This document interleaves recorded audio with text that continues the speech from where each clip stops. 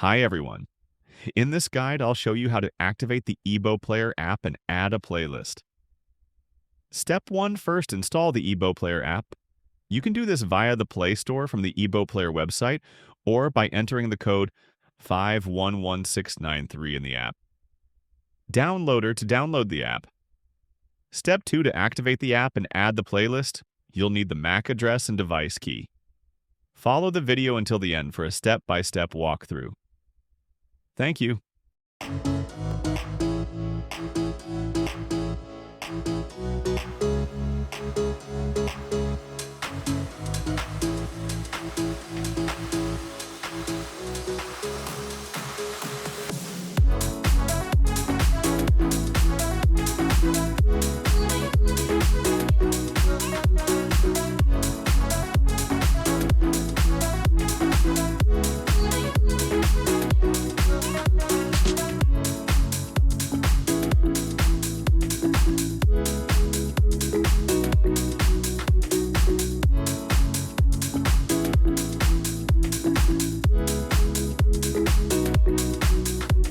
Here is the reseller panel.